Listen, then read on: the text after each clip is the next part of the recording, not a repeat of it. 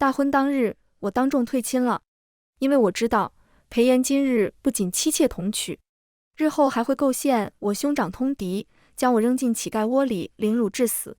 他眼神狠厉，退婚与下堂无异，今日之后，谁还敢要你？谁说没有？我望向一旁等待多时的小侯爷，果然，他满脸兴奋，跃跃欲试。我，柳娘子若愿意，我入赘都行。大家好，欢迎收看皮皮听书。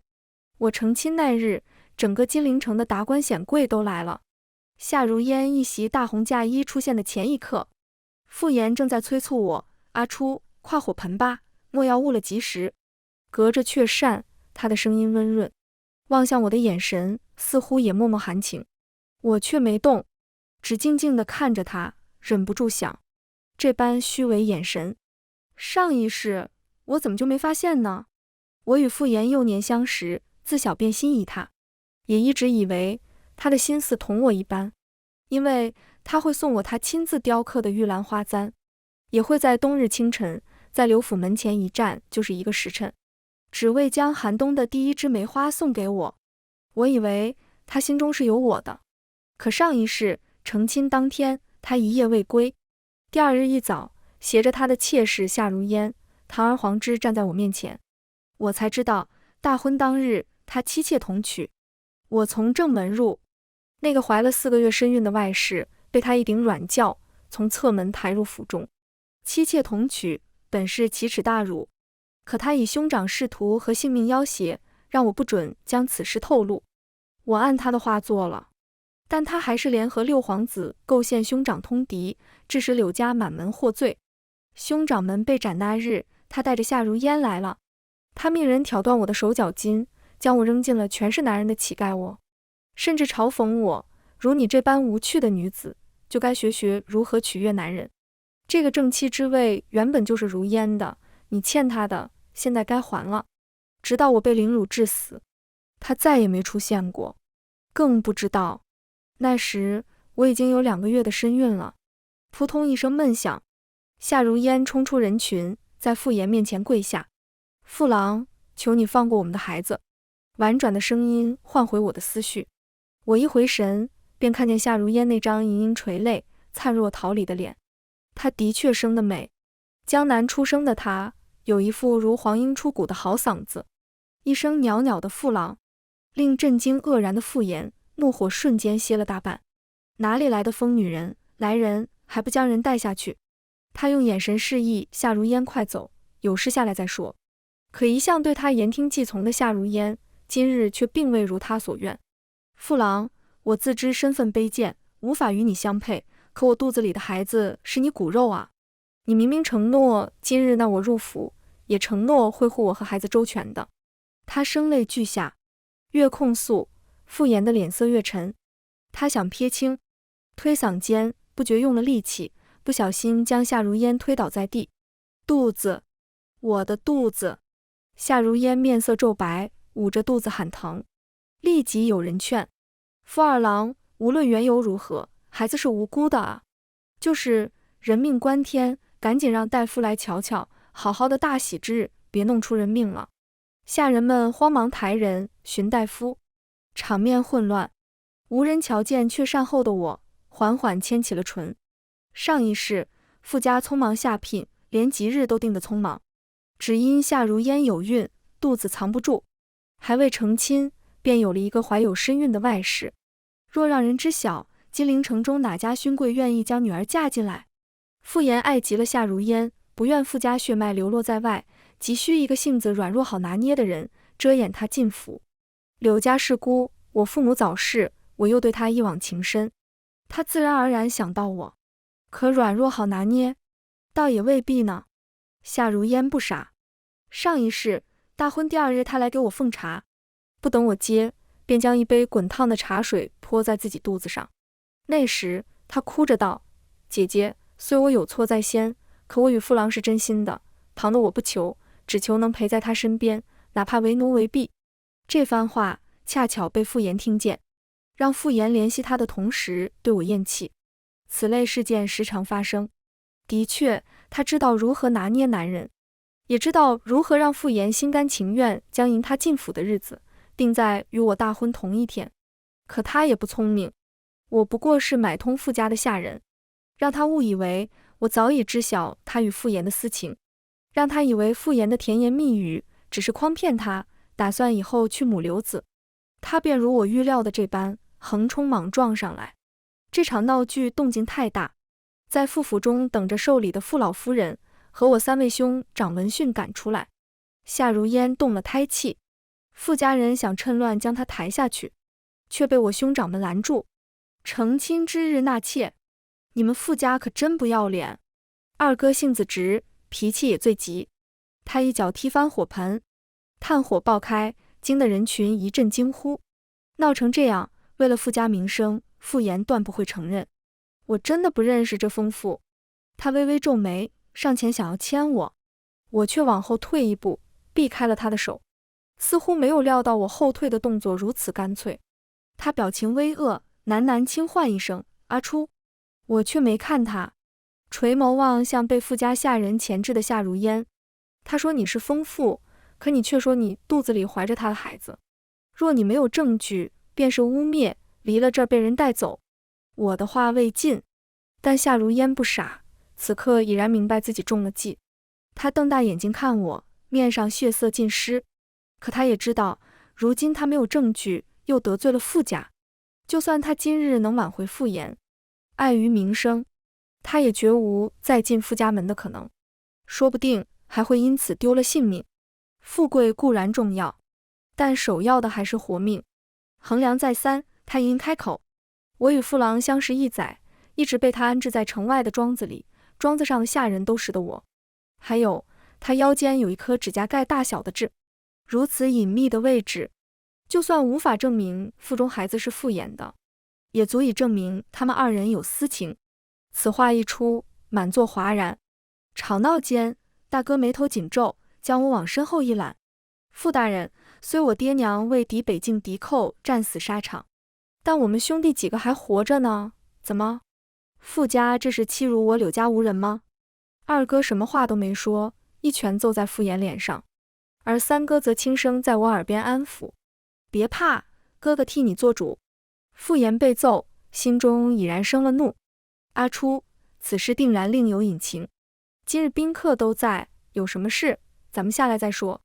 他语气不耐，却没看我3个兄长，只顺也不顺地紧盯着我，仿佛笃定我会像从前那般为了他咽下这份委屈似的。可这一次我却没有如他所愿，只在傅老夫人的劝诫声中装作掩面哭泣，悠悠开口：退婚吧。我瞧这女子身上分明是嫁衣，她所言是否属实，只要稍加查证便知。大婚之日妻妾同娶，这般奇耻大辱，我受不住。退婚2字一出口，满场寂静，似乎没料到我将退婚说得如此轻易。傅老夫人面色青白交错，傅衍也瞪大眼睛，表情错愕。柳如初，你知不知道自己在说什么？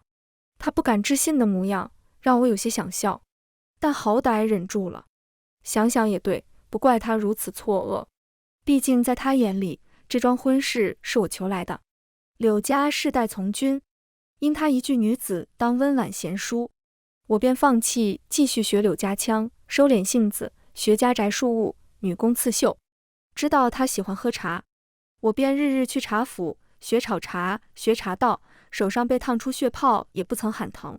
我赠他祖父的藏书，赠他价值连城的东珠，甚至不惜顶撞兄长，闹到绝食自尽，以死相逼，才求得兄长们上门议亲。他以为我爱他入骨，为了他能什么委屈都能受。可重活一世，怎么可能重蹈覆辙呢？傅衍，我满心待你，你却这般践踏我的真心，我不退婚，难道让我与这个怀孕的女子同日进门吗？闻言，傅衍呼吸瞬间不稳，他胸膛剧烈起伏，明明眼神阴鸷，却不得不软下语气：柳如初，嫁娶一事并非儿戏，这亲岂是你说退就退的？父母更是轻哼一声，在一旁帮腔：今日你们柳家若当众退婚，也有损名声，往后这金陵城中还有谁敢娶？我看不如。可他话还未说完，就听一道爽朗的男声响起：哟，巧了，我不嫌弃。循声望去，就连金陵城中最大的纨绔渔阳侯世子魏思瑜面如冠玉，长身而立，对上那双黑白分明的眸子，我心神微震，仿佛又看见我死后8年坟前越堆越高的酒瓶。恍惚间，男人的声音染着笑意：你们傅家这般欺辱柳家，还想就此接过，可还要脸？柳家小女娘，别怕，你要是愿意，我侯府的当家主母位置肯定留给你，或者你若不嫌弃，我入赘你们柳家也可以。魏思瑜，渔阳侯独子，坊间传闻他不学无术，性情乖戾，金陵城中的世家子弟几乎被他揍过大半。传闻其实并未夸大。上一世我第一次在马球会上见他，他就在揍人。他将礼部侍郎家的嫡次子摁在地上，几乎废了对方一条腿。那凶狠的模样，直至多年以后，我仍旧记忆犹新。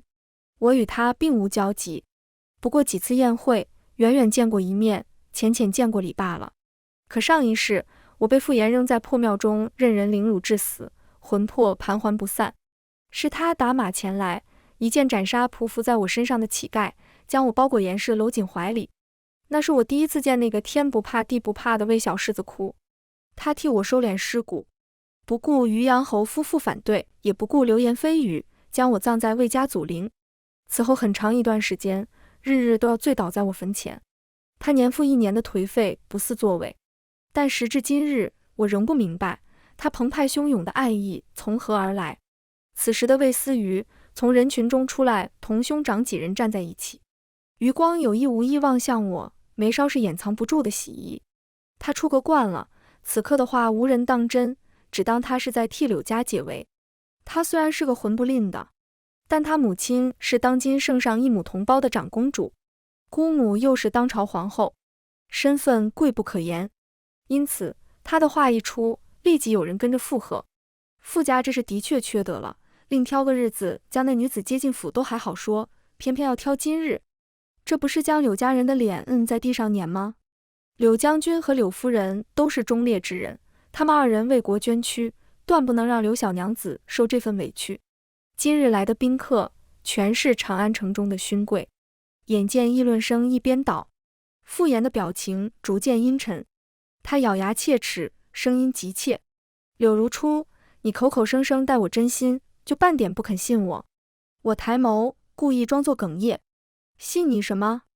是信你没有将他安置在城郊宅子，还是信你腰间没有那颗痣，亦或者是信你没有打算今日迎他进府，此刻傅府中没有抬他入府的软娇呢？看着他越来越白的脸色，我顿了顿。傅炎，你骗得了我，可能骗得过你自己。傅炎眸色微闪，神情怔怔，嘴唇翕动，似乎还想再说什么，可兄长却没给他开口的机会。大哥表情阴沉，转身将我扶上马，吩咐二哥先送我回去，此事交由他与哥处理。傅家人还想纠缠，却被魏思瑜带人拦住。啧，如此精彩的故事，傅大人，你们说我要不要禀告姑母，让她来评评理呀？大哥也掷地有声：傅大人，令郎与小妹的亲事今日就此作罢，不必在意。婚书与聘礼明日定悉数奉还，也请傅大人将我小妹的名牒备好，明日我一同来取。傅家人如何争辩，我已听不太清。来时十里红妆，唢呐震天，回程却安安静静，只能听见车轮转动的咕噜声。没了观众，我无需再装可怜，扔了却扇，将方才憋出来的眼泪擦干，忍不住轻声叹：傅炎，好戏才刚开始呢。大哥和三哥回来时已经入了夜，遭遇此事，大约以为我伤心欲绝，大哥和二哥并未多言，只安慰我莫要多思，早些休息，便早早离开。可我并未休息，遣散了侍女于屋中煮燃了茶水。不出所料，不过半个时辰，房门便吱呀一声被人推开。哟，你倒是好兴致。去而复返的三哥笑吟吟打去，全然没了在大哥和二哥面前的愁眉苦脸。我见怪不怪，将煮好的茶分给他一杯。傅家那头如何了？三哥倒也不客气，端起茶盏，将鞋一脱，就在对面的软榻上盘腿坐了下来。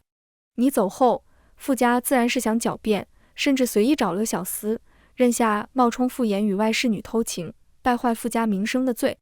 他们明显想杀人灭口，但那外室女也是个聪明的，见傅岩护不住她，被魏思瑜三言两语便哄得求他护佑周全，声称待他日诞下孩，要滴血认亲，以证清白。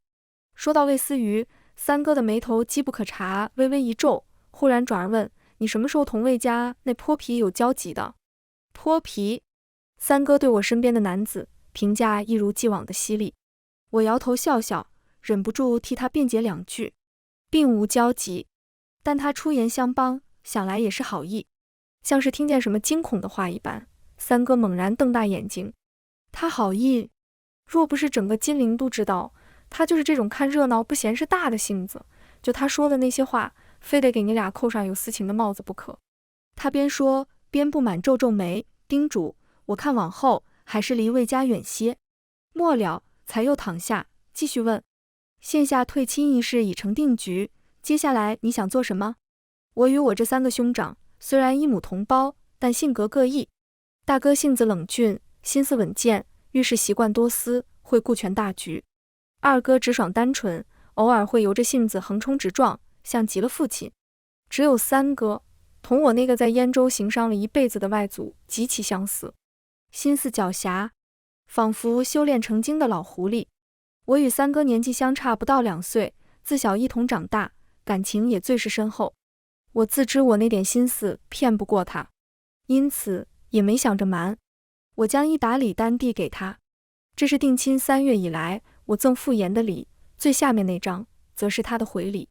三哥接过，粗略翻了下，惊得直皱眉。这么多？等翻到最后一张时，又抬头瞪我，颇有些恨铁不成钢的意味。姓傅的这么抠，这都是些什么破烂玩意儿？他吐槽归吐槽，却也明白我想做什么。你想将这些东西要回来？自然。上一世这些东西都在我的嫁妆之列，与傅岩成亲后不久，便被他悄悄拿走，赠给了六皇子，又被六皇子用来拉拢朝臣。重活一世，我有意无意提起自己有这些珍品。傅岩果然开口，从我这里要走。不过这些东西傅家大约还不回来吧？我这么说，三哥立即明了，他咧嘴嘿嘿一笑，瞬间坐直。还不上，那就怪不得我逮着机会扒傅家一层皮了。次日，三哥主动揽下上傅家退聘礼的活，他不仅带了聘礼，还将自定亲后傅岩送我的那箱子里带上了。敲锣打鼓，就大喇喇地站在傅家门口，命2个嗓门大的小厮轮流念。正月初6定亲宴后，傅郎君赠我家女娘点翠楼碧玉手串1副，值100金。次日，我家女娘还白斗论1册。正月28，我家女娘赠傅郎君宋玄机大师春燕图1幅，傅郎君并未还礼。2月初7，我家女娘赠傅郎君明珠1壶。听清内容，围观路人一阵阵唏嘘。傅家二郎送的怎么都是些街边随处可见的小玩意儿呀？最贵也不过1副点翠楼的手串，他也真拿得出手。还有自己的雕刻的木簪，一根破木头，说的好听点是心意，说白了就是抠。像他们这种公子哥，是不是自己亲自动手都不一定呢？再瞧人家柳家赠的藏书、字画，每一件都是只在传闻中听过的宝贝，柳家娘子可真舍得。傅家人听见动静出来的时候，那份礼单已经被小厮翻来覆去，念了好几遍。我坐在街角的马车中，瞧见傅岩面色阴沉，质问三哥：柳寻，这是什么意思？三哥仍旧笑嘻嘻的：什么意思？你我2家婚事作罢，这些账咱们自然是要算清的。你们傅家上门提亲的聘礼，还有定亲后你随手赠我小妹的这些垃圾，一样不落，我今日都给你带来了。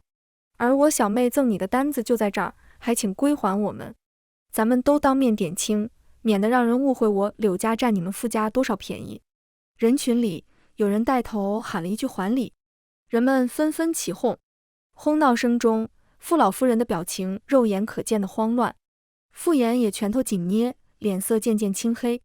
这些东西他自然无法归还，因为同上一世一样，如今正躺在朝中某些大臣的家中呢。明显，傅衍也知道此事不能闹大，尤其不能让六皇子和被六皇子拉拢的那些大臣知道这些东西出自柳家，更不能要回来，否则结党营私，传入天子耳中，追究起来伤及的便不只是傅家颜面了。他眉头微皱，紧盯着三哥。柳兄，我与阿初情投意合，虽闹到退婚的局面，但其中误会颇深，不如咱们入府细谈。他话音落下，傅府下人便一拥而上，将三哥和小厮围住。他想将三哥带入傅府，大事化小，但傅家还不上礼，在我和三哥的意料之内。三哥有备而来，怎会让他如愿？傅家心虚，要打人了。人群中，方才那个带头喊还礼的男人突然一声高喝，后方立即冲出一群高大威猛的群众。柳家三郎，你放心，咱们这么多双眼睛都看着呢，断不会让他们傅家如此欺辱忠良之后。就是一人带头，挡在三哥面前的人越来越多，眼见场面渐渐不可控制，傅衍和傅老夫人的脸彻底黑了下来，随随便便拿一张单子就说我要收了这些礼，这是想趁着退婚讹我傅家一笔呢。这世道，一个疯妇都能诬陷我，造假又有何难？且不说那些东珠珊瑚，光是送大家的画作，连宫中都仅有一幅，你们这种小门小户又怎么可能会有？傅老夫人高抬下巴，言语讥讽，分明是想赖账。三哥也不慌，傅老夫人，你应该听说过，我娘亲是商贾出身吧？商户如何？都落魄到只剩你娘一个人了，难不成还有什么金饽饽吗？他以为我娘亲不过是个有些家底的商户孤女，就算那些东西当真是外祖家倾尽家底所得，只要咬死不认，便无从查证。但小小商户，他到底还是小瞧了。看来傅夫人还是不太了解我们柳家啊。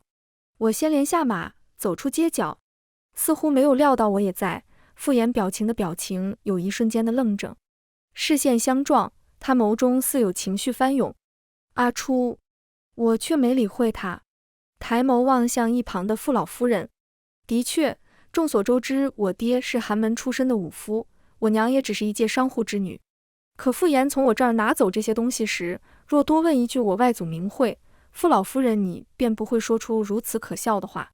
闻言，傅老夫人嗤笑，你外祖名讳？一个死人，难不成还能是什么惊天动地的大人物不成？惊天动地倒不至于，但他老人家姓谢，如今活得好好的，就在燕州。燕州，谢家几个字一出，他似乎已经猜到了什么，唇角的笑意微僵。不等他反应，我的话已然出口。我外祖是燕州谢家家主谢问渊，而我娘是他对外声称早逝的嫡长女谢荣惠。听清外祖名讳，几乎在场所有人都倒吸一口凉气，就连傅衍与傅老夫人也瞪大眼睛，不敢置信。无他，只因谢家富庶，手握大夏整个出海通贩的漕运，每年光是缴纳的税都能养活边境20万人的军队。那些东西，普通商户若是想的，的确要费不少功夫，甚至还会被人质疑真伪与来路。可若是谢家，那便不一样了。毕竟整个大夏的东珠珊瑚几乎都是谢家通海出番带回来的，还有那些被世人追捧的藏书字画，也大多出自谢家的藏书库。我娘的确是谢家女，20多年前她在马匪铁蹄之下被父亲所救，便对当时还是千夫长的爹爹一见倾心。可我外祖父不喜我爹，认为他是个只会喊打喊杀的武夫，也不喜他冲杀前线，随时都可能丢了性命，便一直阻止，甚至不惜将我娘关在屋里。彼时我娘对我爹情根深重，他也是个犟脾气，眼见外祖不松口同意婚事，便一怒之下离家出走，悄悄同我爹成了亲。他隐姓埋名，几乎同外祖断绝关系，声称自己是无父无母的孤女。外祖听闻也来了脾气，对外称嫡长女去世，不允许旁人再提。直到我们兄妹几个陆续出生，谢家姨母从中斡旋，外祖才软下态度，每年秘密差人送来这些礼，让爹爹瞒着娘亲收起。这些过往几乎无人知晓，直到爹爹战死，娘亲去世，谢家姨母秘密上门吊唁，我们才知道娘亲的身世。大兄清廉，不想依靠谢家之力，更深知朝堂水深，未免牵连祖父一家，不仅拒绝认亲，更是故意瞒下柳家与谢家的关系。怎么可能？你娘姓周，不过是个孤女。傅夫人声音轻颤，目光却凶狠至极。此时傅岩也已经从震惊中回过神来了，他神情复杂望向我，眸中似有惊涛骇浪，拳头捏紧又松开，欲言又止，半晌终于哽着喉咙道：我傅家虽不是大富大贵，但几件镇宅的藏品珍宝还是有的。就算你是谢家人，就算你偶然听我提起这些东西是从谢家买来，也不能这般据为己有。为了不得罪六皇子，保住傅家，就算知道柳家与谢家的关系，傅岩也会咬死不认。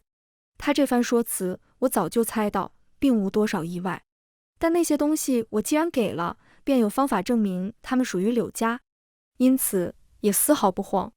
我轻叹一声，正欲开口，一道爽朗的女声忽然由远及近：傅老夫人，你不知道吗？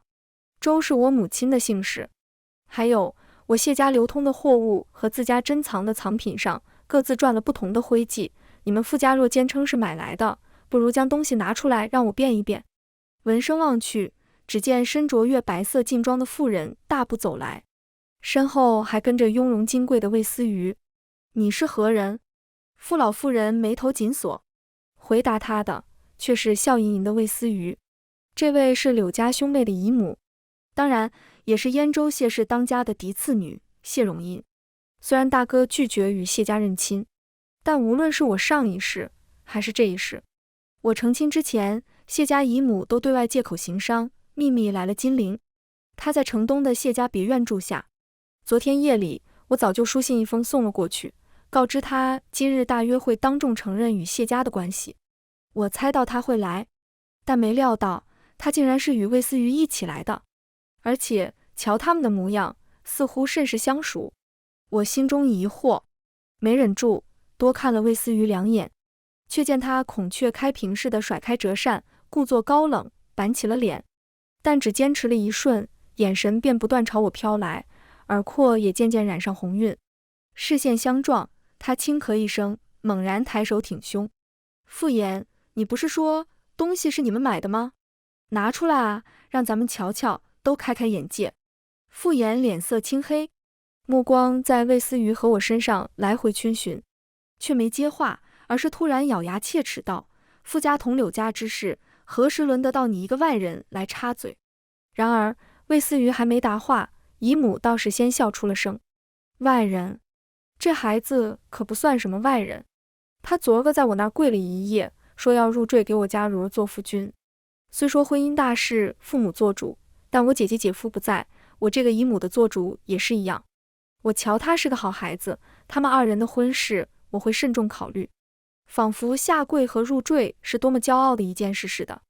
魏思瑜昂首挺胸，隐隐得意，他这副模样有些好笑。我不觉又多看了两眼，可还未来得及细看他的表情，便听傅岩一声嘶哑的怒喝：不行！循声望去，只见他面上血色尽失，神情仓皇至极。阿初，你不能嫁给旁人。傅岩语气狠厉，说完似乎才意识到，因他昨日妻妾同娶，我当众退亲，他早已没有立场阻住，只得软下声音：你我之间有误会颇深，我需要时间向你证明。阿初，你等等我好不好？先别嫁给别人。他说这话的时候，紧紧盯着我，一副爱我入骨、悲痛至极的模样。若不是上一世他亲手挑断我的手脚筋，将我扔进满是男人堆的乞丐窝里，我差点都要信了此刻他眼中的深情。傅岩，你我之间并无误会，你让外室怀了你的孩子是事实，昨日大婚抬他进府也是事实。说话间，姨母和三哥已经挡在我面前。姨母从三哥手中接过那份礼单，目光一一扫过，唇角牵起。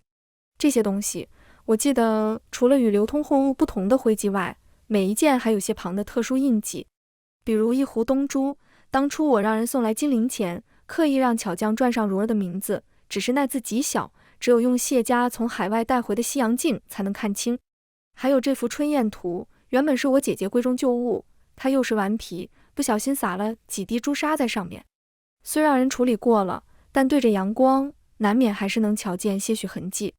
他顿了顿，没有继续说。倒是三哥上前一步，嗤笑讥讽：“傅大人，话都说到这个份上了，你不至于还要赖账吧？”傅岩几乎是被逼着承诺归还赠礼的，他借口需要半日时间清点，但我知道那些东西他肯定拿不出来，他不过需要时间想一个既不得罪六皇子，又不得罪朝臣的方法而已。他以为他还有半日时间想对策，但他却低估了流言之力。昨日傅家妻妾同娶，我当众退亲一事本就闹得沸沸扬扬，经过一夜发酵，加上今日刻意在傅家门口闹出的动静，还未下朝，这份名单便传进了宫里。大哥下朝回来时，已经是午膳之后，还未进门，便听见他骂三哥的声音：“柳寻，那么大的事，为何不同我商量？那些个皇子，个个狼子野心，虎视眈眈，都盯着太子，巴不得从我们这些拥立太子的人身上寻出错处。倘若我与你二哥被人诬陷设计，牵连外祖父一家，你……”大哥性子沉稳，向来冷静克制，他约莫是真的气狠了，连名带姓喊三哥的名字，但还未骂完，已经看见了端坐在正厅中的姨母和魏思瑜。姨母，你看他。三哥扯着姨母的衣袖，小声告状。姨母放下手中的茶盏，露出和三哥同款的笑，朝大哥招手：“彻儿，你来。”大哥不敢不从，却板着脸，给自己留了最后的体面：“你们先出去，我与姨母有话要叙。”我和三哥对视一眼，默默起身。只是出门前，我向大哥递上一封书信，而三哥麻利地将魏思瑜托起。厅门合上时，我余光瞧见姨母将茶杯重重一放，语气冷凝：“柳琛，这便是你拒绝认祖归宗的理由？咱们是血脉相连的亲人，你凭什么以为我们贪生怕死，不能荣辱与共呢？”爹娘去世后，大哥扛着柳家的担子，凡事为了周全，步步谨慎。我知道他的顾虑，也明白他活得小心翼翼。可正如姨母所说，比起未知的未来，他与外祖更看重血脉亲情。上一世，我死后魂魄不散，看见满头华发的老人在我坟前生生呕出一口鲜血。我赚那么多钱又有什么用？到头来连自己的外孙也护不住。还看见从前一心经商，从不涉朝政的姨母，几乎散尽谢家家财，同魏思瑜联手，只为了替我们兄妹四人报仇。厅里的两人最后说了什么，我不得而知。院外的廊亭里，三哥却一脸警惕地盯着魏思瑜。姓魏的，我姨母来我家天经地义，但你一个外人跟着来做什么？你没听姨母说吗？她会考虑我入赘一事，我不算外人。魏思瑜面目改色，说完飞快看我一眼，见我并未露出半点不悦，才暗暗松一口气。三哥惊呆了：“不是吧？你认真的？”“自然，只要柳娘子不嫌弃。”三哥瞪大眼睛：“你堂堂渔阳侯独子，入赘我柳家，是你疯了还是我疯了？渔阳侯和长公主不揍你？已经揍过了，还说要打断我的腿呢，但我跑得快。”魏思瑜的语气轻松的仿佛在说已经吃过了一般，表情异常诚恳。说完又小心翼翼地看我：“柳娘子，我还没问你，你是否愿意？上一世我生前同他并无交集，死后在他这张脸上看到最多的也是颓然与狠戾。此刻他微拧着眉，忐忑不安的表情，令我感觉鲜活可爱，忍不住唇角微牵。可三哥只觉得他有大病，生怕我下一刻就回答一句愿意似的，将我拉得远远的，独留他一个人坐在廊亭。三哥小声岔开话题：“对了，你方才给大哥的是什么？”“一份偶然从傅岩那儿瞧来的名单。”我回头看了一眼视线仍粘在我身上，表情可怜巴巴的魏思瑜，顿了顿，才继续：“上面记下了傅岩送给六皇子，又被六皇子用来拉拢的朝臣名字。傅岩虽拥立六皇子，但不见得没有自己的小心思。他将那些东西献出去的同时，也捏住了六皇子的把柄。那份名单很细，细到某月某日，六皇子在某个地方与哪位大臣密会，赠了哪件礼，如此密心。三哥默契的并未问我何时从傅岩那处瞧见，只眯着眼睛，若有所思。若是运用得当，定能让傅家不能翻身。可难的是，他绝不能从柳家出去。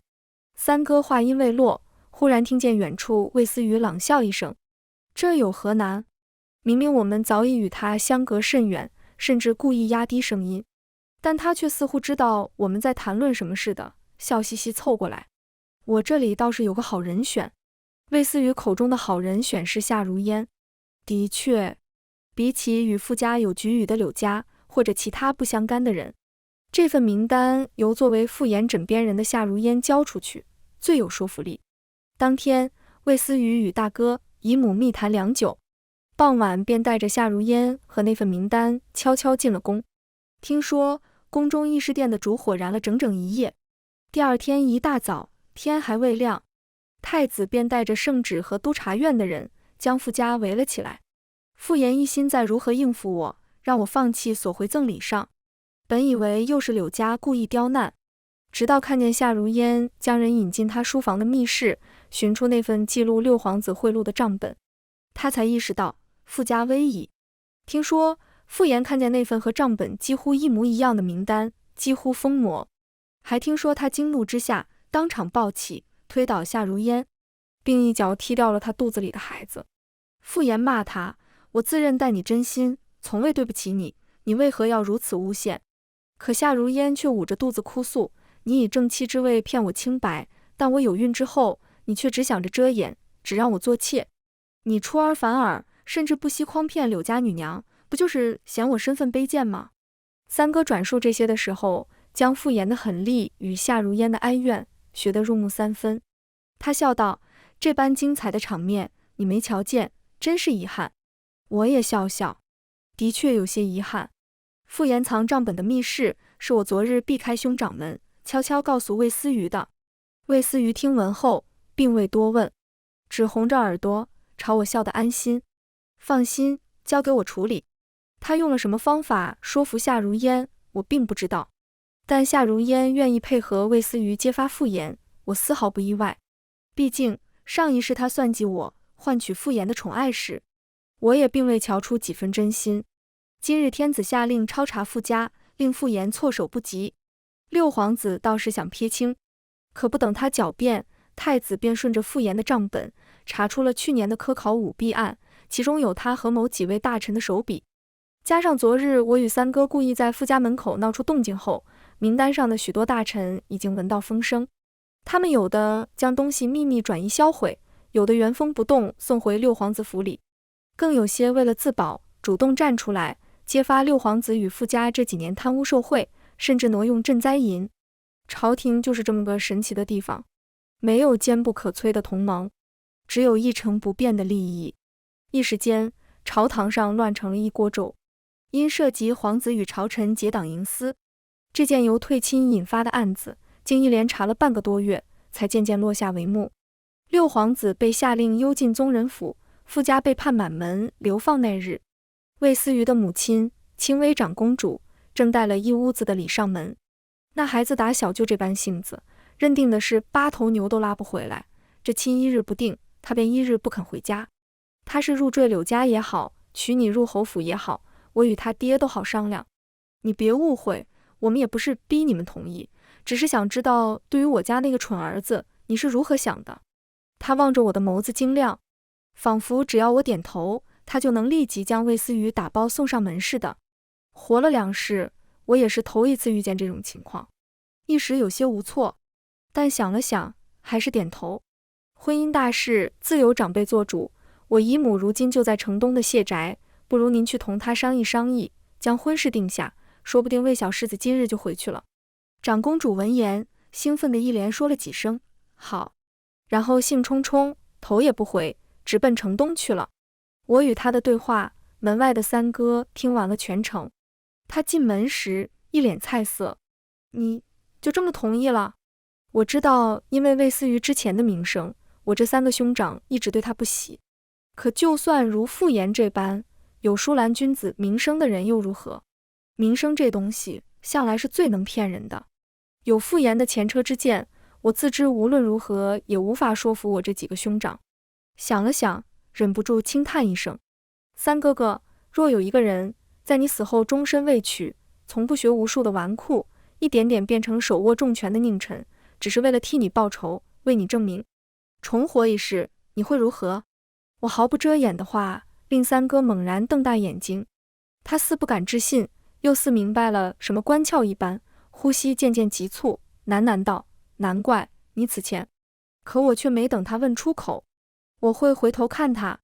我端起茶盏，慢慢抿了一口，脑海中不自觉又浮现出墓碑前男人那一声声低哑气血的等我。我想知道，明知没有结果，他为什么还要费那么大的功夫，也想牵牵他的手。那一段路他走得太孤独了。相顾无言，三哥紧捏着拳头，眼眶微红，满是寂静，一时间只能听见屋外树叶婆娑。许久，三哥才豁然起身。最近姓魏的那小子来得太勤，今二哥出门前挑了一根撑手的棍子，我还是出门看看，别让他将人打残了。有姨母做主，三哥相劝，我与魏思瑜的亲事定的倒是比预料中的顺利。渔阳侯府下聘那日，光是聘礼就摆满了柳家门前的一整条巷子，仿佛怕我反悔似的，婚期定得很急，就在下月20。可明明前些日子天天都要往柳家跑的魏思瑜，自那之后却一反常态，一连数日都没有出现。差人去问，也只听说他每日早出晚归，似乎去了城东屋一巷，不知道在忙活什么。魏思瑜突如其来的冷淡令我心中有些涩然，本想挑个时日找去乌衣巷瞧瞧，不想自上一次傅家门前大闹一场后，头一次出门便遇见有人当街行凶，前方骚乱。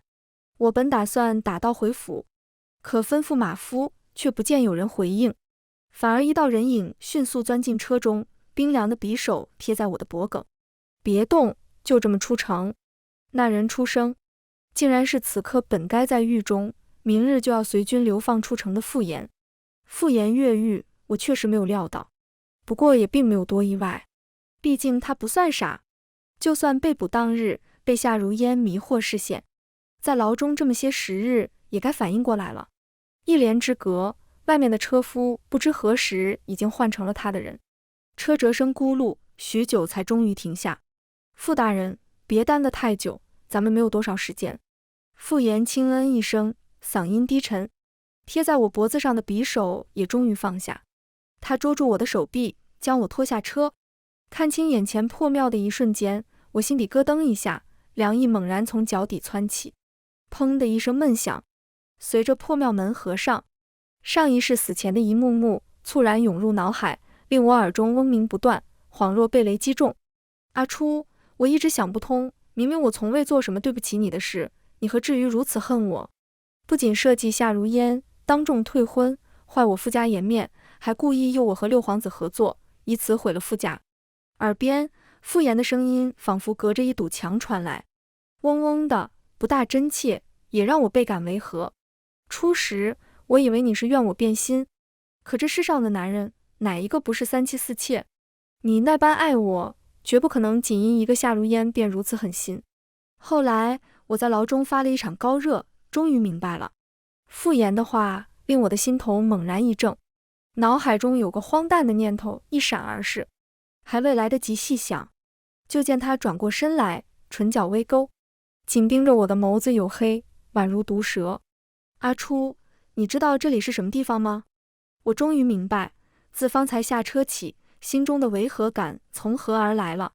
傅岩重生了，不对，确切地说，他有了上一世的记忆，所以他才会知道这个破庙，所以他才会问我，知道这里是哪里吗？半路被劫，我的心原本一直悬着，但此刻知道他也重生了，忐忑不安的情绪反而很快冷静下来。我猜他并没有确定我是否有上一世的记忆，否则也不会将我带到这个破庙试探。虽然不知道他为什么这么做，但略一思忖，我还是轻斥一声：傅岩，你凭什么以为我爱你入骨？能大度到和别的女人共侍一夫？你莫不是忘了，我本就不是什么忍气吞声的性子。我不答反问，明明是嘲讽的话，傅言却忽然眼前一亮，他像是迫切想要证明什么似的，上前一步，想要抓住我的手，却被我后退一步躲过。见我后退，他也不在意，一双眸子渐渐染上喜意，试探的语气也有几分小心翼翼。阿初，你不愿与夏如烟共侍一夫，是不是因为你心中还是有我？不等我回答，他又自言自语一般，喃喃道：对，梦里那些伤害你的事，我从未做过，如今你心中应当是有我的，否则也不会如此嫉妒。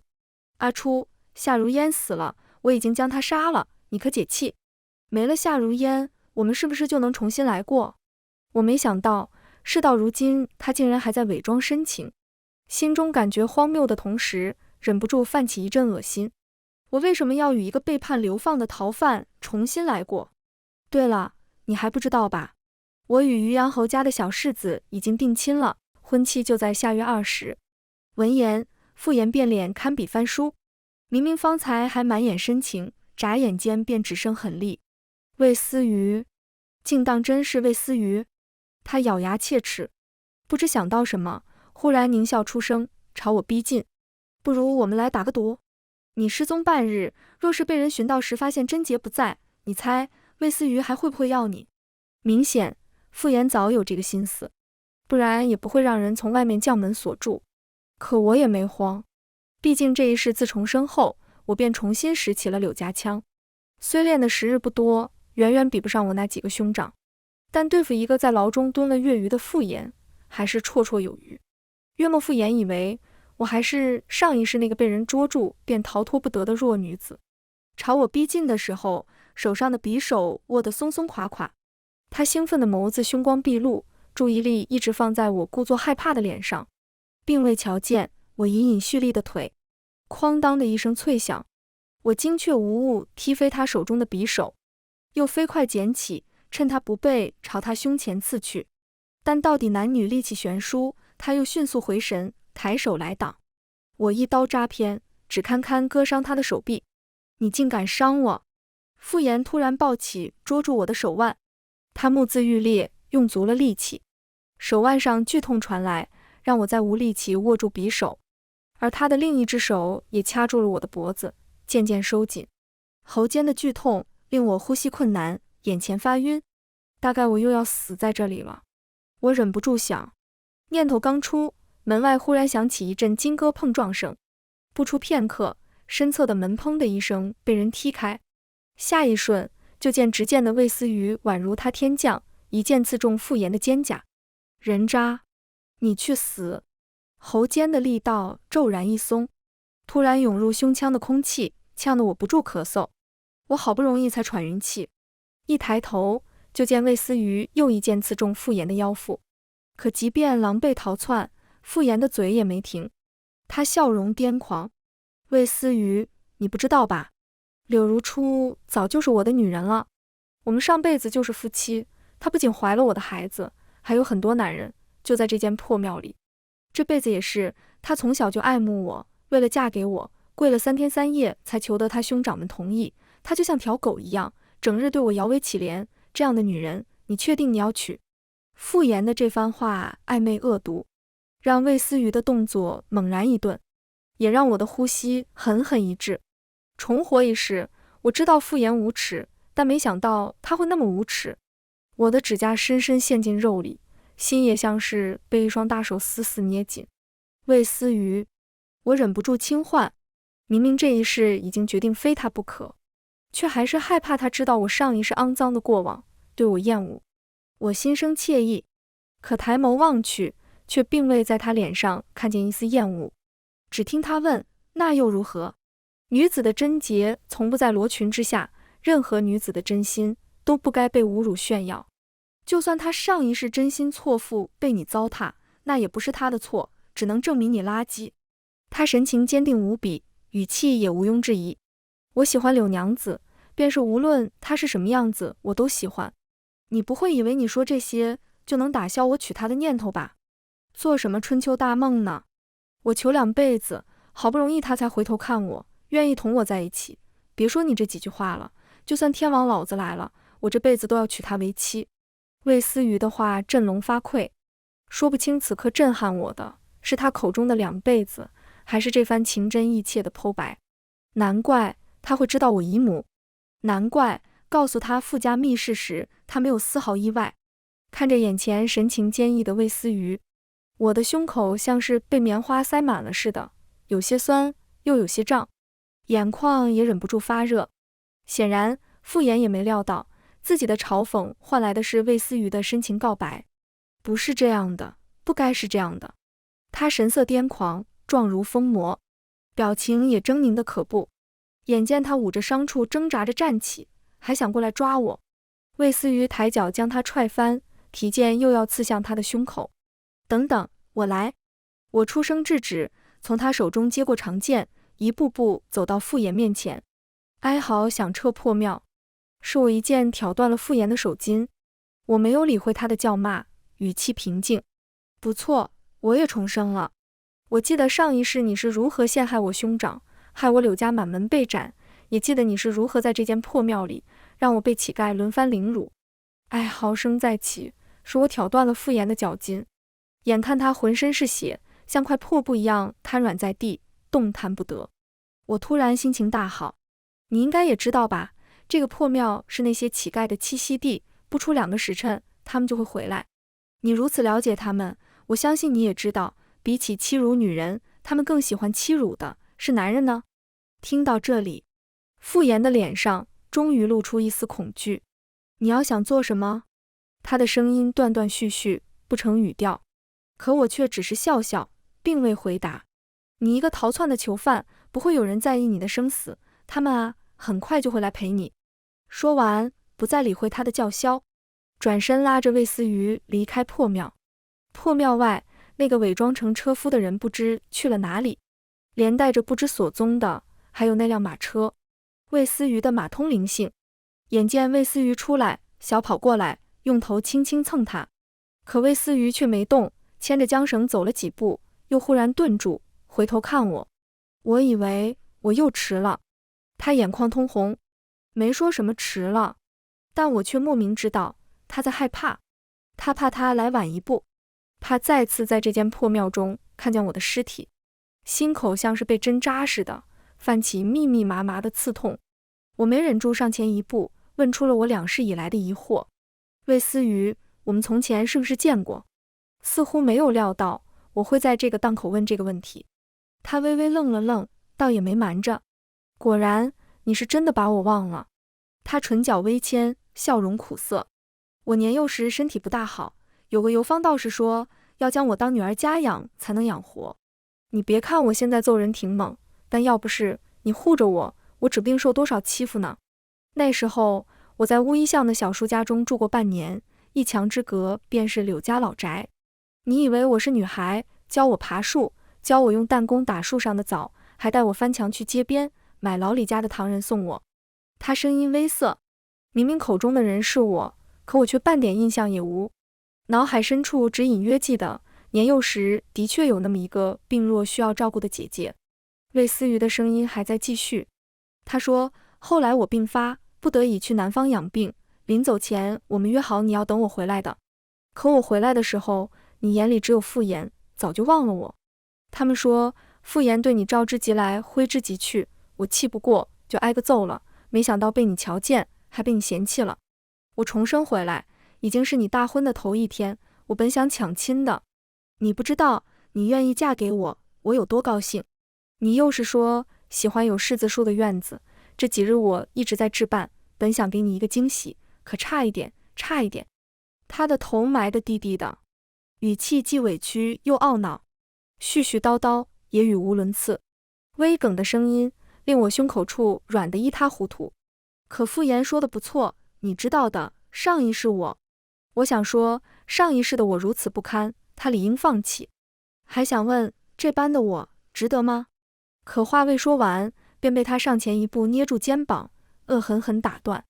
我说了，你别想推开我。少年的目光坦诚炽热，如盛夏的阳光，烫得我眼眶酸涩。可真傻啊！我忍不住喟叹一声，没有任何犹豫，捧着他的脸，在他微恶的眼神中，抬头吻上去。够了！这一世，仍旧有个人为我跨越山海而来，这样足够了。